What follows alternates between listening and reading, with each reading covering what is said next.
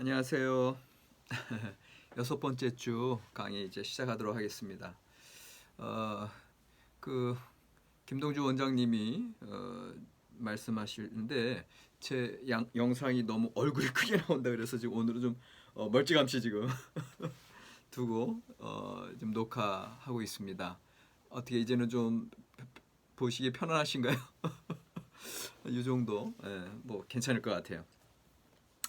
어, 이제 지난주에 여기 우리 교재 3장을 봤죠. 3장을 봐서 이제 족장사 이제 창세기가 마무리되고 오늘 이제 출애굽기 넘어가야 되는데 넘어가기 전에 지난번에 그 야곱 이야기 좀 마무리하고 넘어간다고 이제 제가 끝에 말씀드렸잖아요.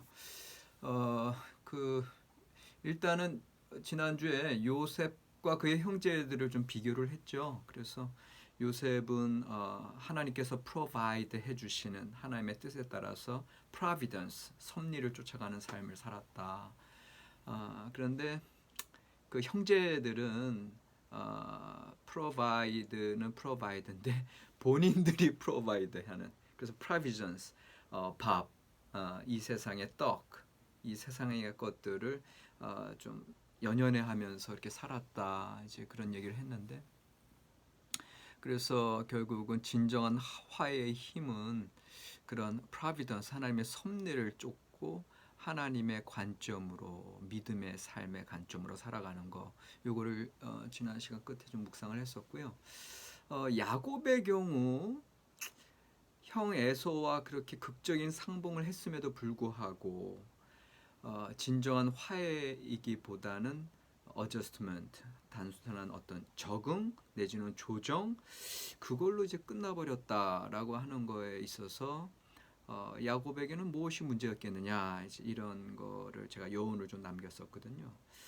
근데 이제 그거를 오늘 그 야곱 이제 요셉 이야기의 끝에는 야곱이 또 다시 등장하잖아요. 그래서 야곱이 이제 애굽에 내려갔었을 때 바로를 만나죠. 그래서 바로를 만나서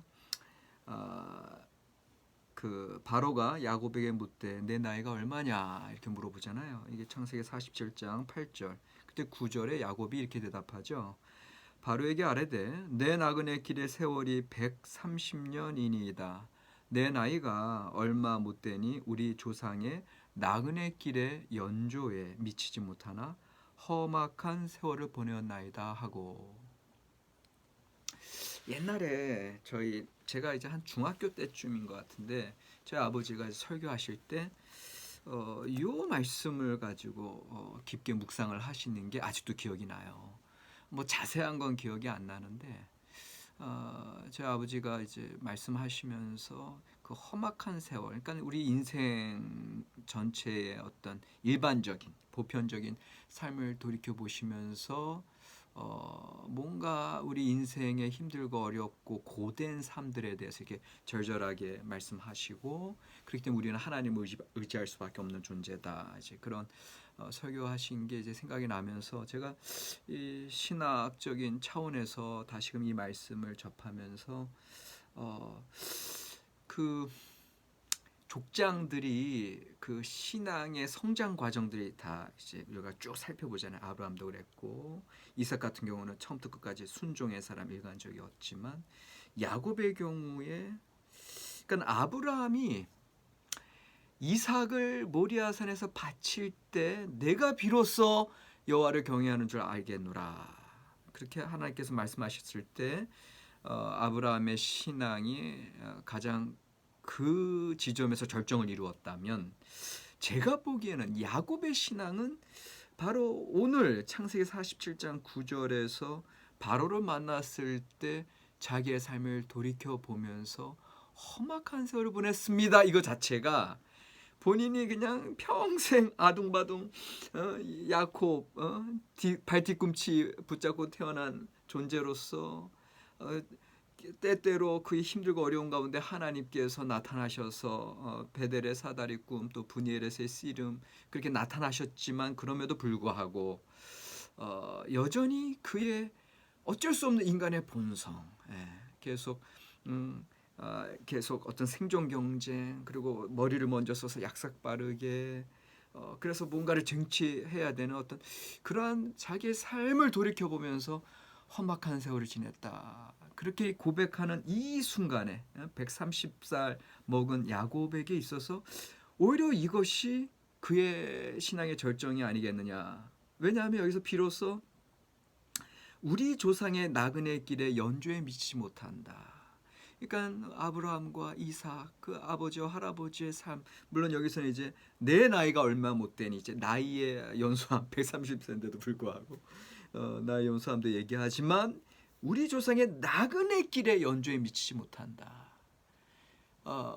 인생이 나그네 길이요, 또 나그네 길이 함의하는 그 한 걸음 한 걸음 이 세상에 의지할 데 없이 쫓아가는 삶에 있어서 우리 조상들이 지냈던 것들에 비하면 한참 모자란다라고 했을 때는 그의 삶의 깨달음, 그리고 그의 삶의 하나님과의 관계성을 이제는 정말로 겸손하게 하나님 앞에 다 내려놓는 그런 모습이 아닌가. 그래서 험악한 세월을 보내었다라고 얘기했을 때 진정으로 자기의 삶을, 너 자신을 알라. 자기의 삶을 진정으로 이제는 그의 모든 인생을 관조하면서 또 하나님 앞에서, 그리고 이제는 그 앞에 있는 당시의 세계 최강국 파라오 그 제국의 왕 앞에서 자기의 삶을 그렇게 다시 목도할 수 있는 그러한 모습에서 좀 온전히 성숙된 그러한 야곱의 모습을 보게 됩니다. 그래서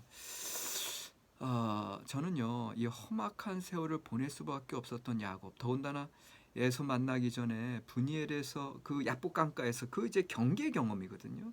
그 한계점을 넘어서서 이제까지 야곱에서 이스라엘로 바뀌었는데도 불구하고 발뒤꿈치에서 이제 하나님과 겨루 이겼다라고 하는 새로운 이름을 받고 새로운 존재가 됐음에도 불구하고 여전히 그의 이후의 삶 자체가 그렇게 험악한 세월을 계속 보냈다가 하는 거, 이거에 대해서 좀 묵상을 해봤어요. 그래서 여러분들, 새롭게 야곱이 받은 이스라엘이라고 하는 이름이 있잖아요.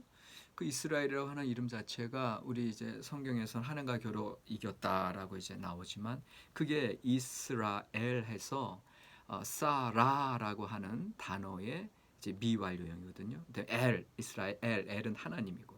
그러면 그거는 또 다른 의미가 있을 수 있는데 하나님이 싸우실 것이다 이런 의미가 있어요. 사라 이스라 해가지고 미완료형으로. 그러니까 이 소리는 뭐냐 하면 야곱이 평생 야곱의 이름으로 본인이 싸웠단 말이야. 그러나 야복강가 이후에는 하나님이 싸우시겠다.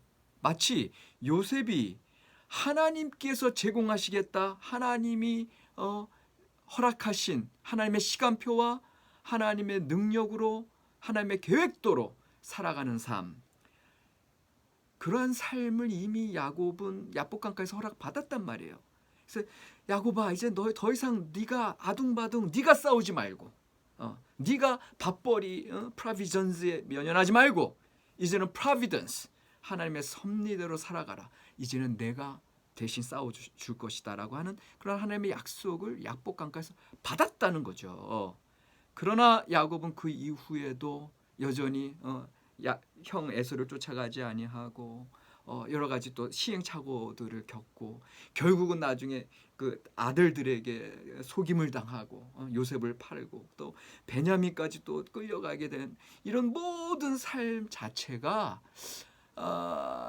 야곱에게 있어서는 여전히 하나님께 온전히 내어 맡기지 못했던 그런 인생의 모습을 대표하는 것이 아니겠느냐, 이제 그걸 생각을 하는 거예요.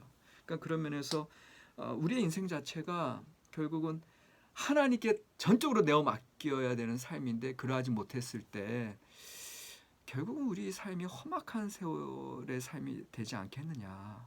그러나 반면에 요셉의 삶을 프로비던스 하나님의 섭리에 맡긴 삶을 받고 또 이 야곱이 새롭게 받은 이스라엘이라고 하는 이름의 뜻, 하나님이 싸우실 것이다. 결국은 나의 모든 삶을 하나님께 내어 맡길 때 그것이 진정으로 하나님의 이 힘들고 어려운 이 고통스러운 삶의 현실 현장 속에서 여전히 하나님의 뜻 가운데 우리가 평강으로 오히려 감사함으로 그리고 찬양함으로 나아갈 수 있는 길이 되지 않겠느냐, 이걸 한번 다시금 좀 묵상을 해봤습니다. 그래서 여기까지 얘기하고요. 이제 출애굽기, 이제 이스라엘과 우리 기독교 오늘 신앙 공동체에 있어서 이제 뿌리 체험이라고 할 수 있는 출애굽기로 들어가서 오늘 4장에서는 그 뿌리 체험 중에 하나인 구원 경험, 그 다음에 다음 주 이제 7번째 주 5장은 또 그 말씀 경험, 언약 백성이 되는 말씀 경험. 여러분들 그러니까는 기본적으로 이스라엘 백성 공동체, 그 신앙 공동체 기본적인 루트 익스피리언스, 뿌리 경험이라고 했을 때는 하나는 오늘 배우는 출애굽기 1장부터 18장의 그 구원 경험, 해방 경험, 그 다음에 출애굽기 19장 이후에 나타나는, 그리고 레위기, 민수기, 신명기까지 이어지는 다음 주에 배울 그 언약 백성, 말씀을 받아서 계약 백성이 되는 거. 그러니까는 구원 사건 그리고 말씀 사건, 이게 두 가지가 가장 중요한 뿌리 경험이 되겠습니다. 그래서 오늘 4장 시작하는데요. 근데 이제 제가 이 시작하는 마당에 한 가지 여러분들에게 이제 말씀드려야 될 건 뭐냐면은, 지금 제 핸드폰, 이 아이폰으로 지금 계속 영상을 제작하고 있는데, 이게 제가 이제 아이폰 제작하고 유튜브에 띄우고 나서 늘 지우는데도 불구하고 이게 저장 공간이 모자라서 가다가 끊겨요. 그 끊기게 되면 거기서 그냥 멎어지고 다시 새롭게 시작해야 되는 그런 일들이 벌어지기 때문에, 여러분들 혹시라도 지금 이것도 동영상 제작하다가 이게 이제 지금 강의 녹화되다가 혹시 중간에 끊기면 또 저장 공간 문제 때문에 이게 끊기나 보다. 제가 아직 기술적으로 제가 좀 완벽하지 못해서 지금 계속 고민하고 알아는 보고 있는데, 혹시라도 그런 일이 발생되면 여러분들 당황하지 마시고 그냥 두 번째 시간에 더 보충해서 길게 이제 강의가 또 계속 진행될 거다. 그렇게 일단은 예상하시고 들어주시면 감사하겠습니다.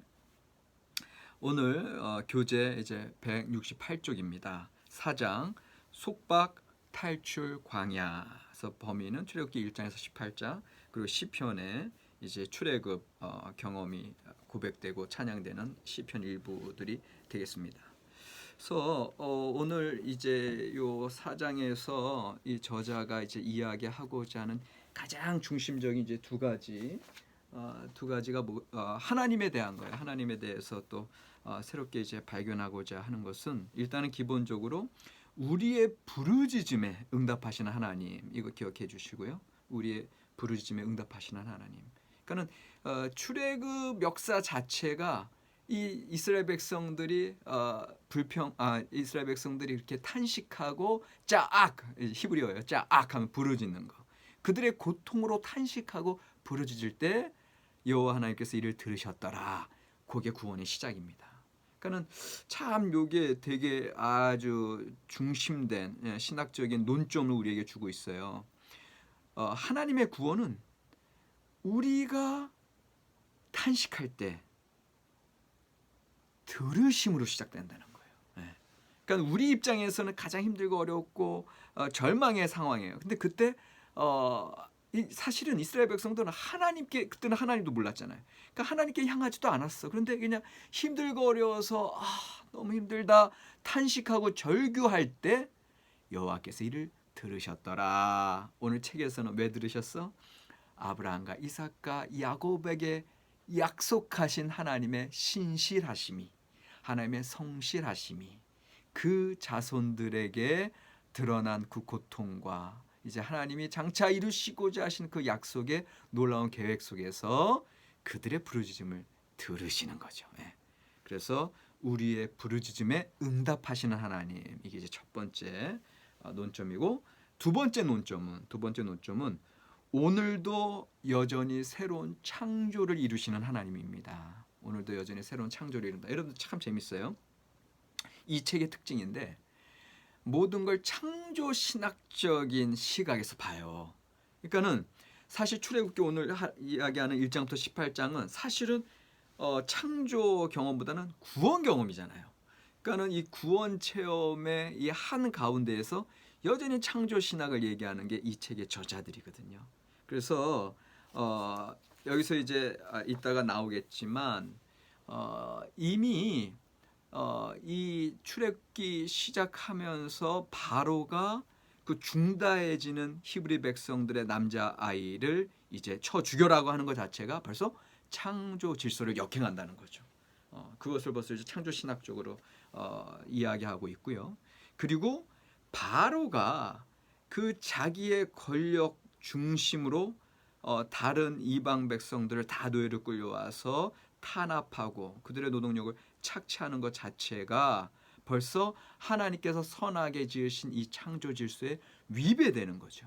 그러니까 그것이 억압과 폭압으로 나타나는데 그것으로부터 구원하는 사건, 구원 사건 자체는 이 창조 질서의 무질서로부터 다시금 새로운 질서, 하나님의 본래의 창조 질서로 회복하는 창조 신학적인 지평에서 이루어진다는 거죠.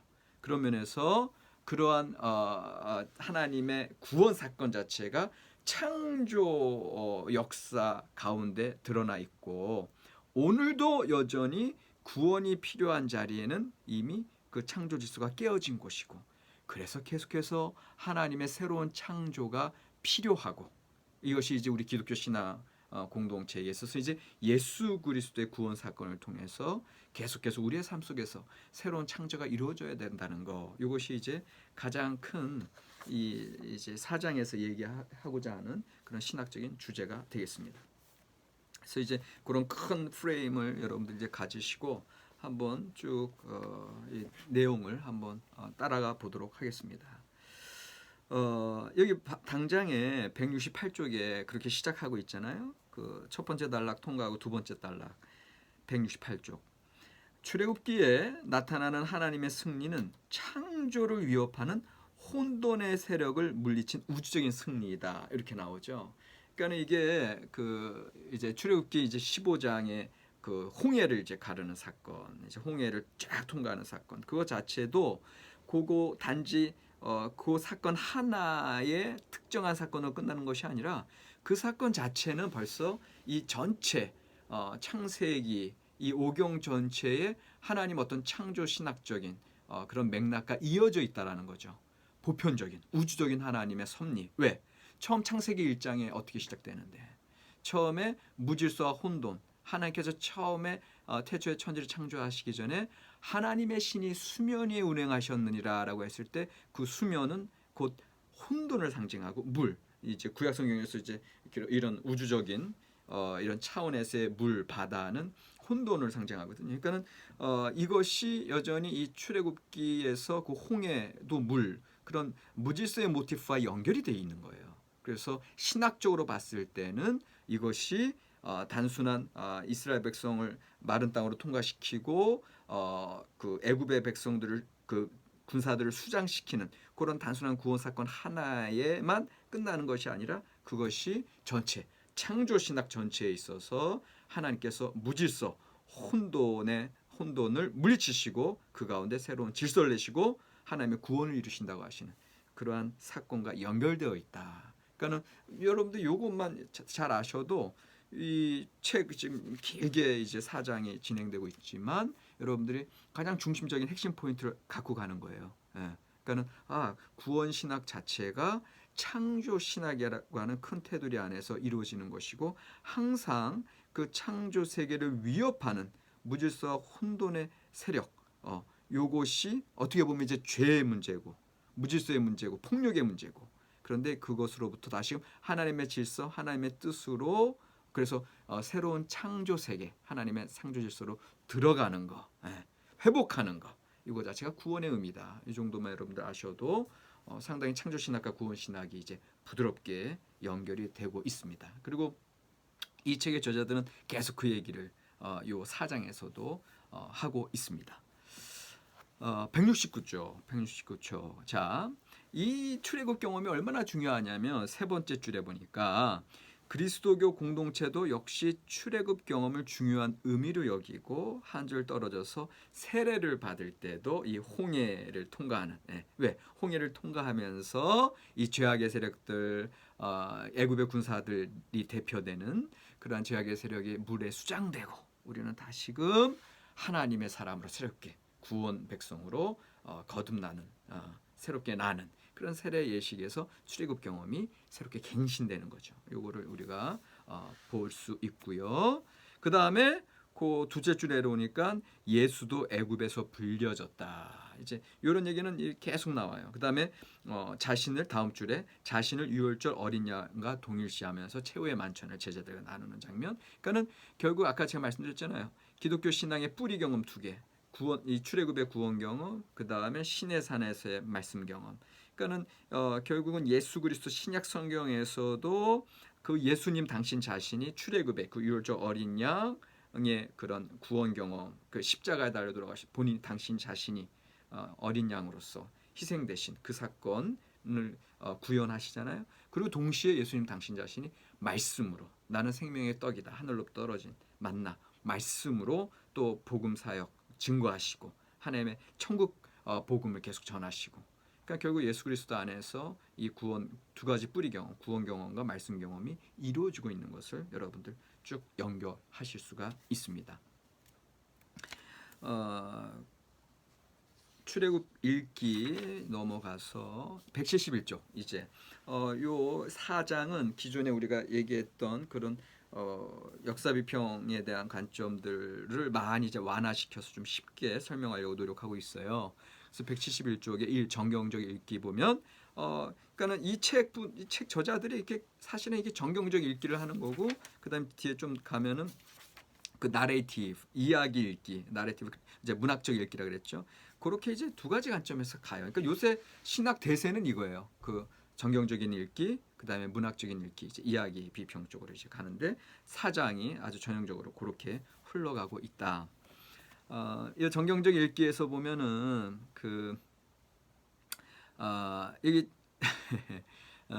약간은 또 조금 어려운 얘기가 나오고 있어요. 이게 뭐냐면 이제 171쪽에 그 정경적 읽기의 이제 세 번째 줄인데 뭐 두 번째 줄부터 보면은 역사적인 관점에서 볼 때 이 역사적인 관점 나오면 이게 출애굽기의 히브리 노예들이 창세기 족장들과 역사적으로 직접적으로 관계를 갖고 있는지에 대해서는 전혀 알 수가 없다 이렇게 나와요.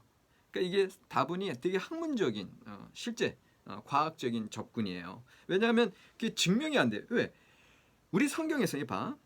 그럼에도 불구하고 계속 이어지는 문장 출애굽기에 등장하는 문학적이고 신학적인 사건들은 창세기와 출애굽기의 관련성을 보여준다. 그러니까 우리는 다 기독교 신앙이 되니까 이게 왜 안 이어져? 자연스럽게 이어지지. 창세기 출애굽기 이어지지. 왜? 애굽에 야곱이 애굽에 내려갔잖아. 그래서 거기서 중다하게 됐잖아. 그래서 출애굽기에서는 당연히 야곱의 자손들이 이 히브리 노예들인 거 당연히 연결되지. 그런데 이게 문학적이고 신학적인 관점이고 역사적인 관점, 과학적으로 봤을 때 이 성경의 기록 외에 실제로 당시 역사적인 기록이나 그런 것들이 히브리 백성 나중에 히브리 백성들이 되는 이 아브라함의 후손들, 야곱의 후손들, 이스라엘의 후손들이 내려가 가지고 그렇게 중다하게 된 걸 어떻게 증명하겠냐는 거예요. 그러니까 여기에 대해서는 우리가 이제 할 이야기가 많은데 요거 하나만 제가 얘기하면 이제 1교시는 벌써 끝날 것 같은데 여러분들 두 가지만 말씀드릴게요. 이제 이제 이스라엘들은 셈족이에요. 셈족 계통의 백성들이 애굽과 어떤 관련 이 고대 시대 때 출애굽 시대까지 어떤 연관이 있냐면요. 역사적으로 이제 역사 학자들이 얘기하는 건 이제 두 가지 사건이 하나 있는데 하나는 이 셈족이 반유목민이잖아요. 반유목민. 정착 인구가 아니라 계속 양떼들 이끌고 이제 유랑하는 민족인데 이 반유목민 셈족인 아모리 족속의 대이동이 주전 2200년에서 200년 사이에 있어요. 그래서 역사학자 이제 이 고대 역사학자들은 그 족장 시대 그 아브람의 이동이 요 반유목민 셈족인 아모리족 속의 대이동 가운데 아브라함도 이렇게 가기. 그러니까 우리 성경에서는 하나님이 허락한 약속의 땅에 갔다가 가뭄이 들어서 이 애굽으로 이집트로 내려가는 걸로 이제 성경에서 기록되어 있는데 실제로 당시 그 어간에 그런 요 팔레스틴 지역에 살던 그 반유목민족, 그 아모리족. 그러니까는 아브라함도 그 아모리족에 이제 일부러 끼어서 그 대이동 때 애굽에 내려간 거 아닌가? 이제 이거 이제 역사적으로 이제 이야기하고 있는 거고요. 또 다른 하나는 뭐냐면 여러분들 요셉이 그 총리 대신이 되잖아요. 그러니까는 이거는 사실은 당시 애굽 입장에서는 자존심 상하는 일이지. 예. 셈족 같은 경우는 자기네들 이집트족이 보기에는 형편없는 족속이거든. 근데 거기에 한 청년이 똑똑하다고 와가지고는 애굽의 총리 대신 제1 권력자가 되고 또 그의 식구들까지도 돌봐줘. 근데 실제로 이 셈족 계통의 힉소스라고 하는 힉소스족이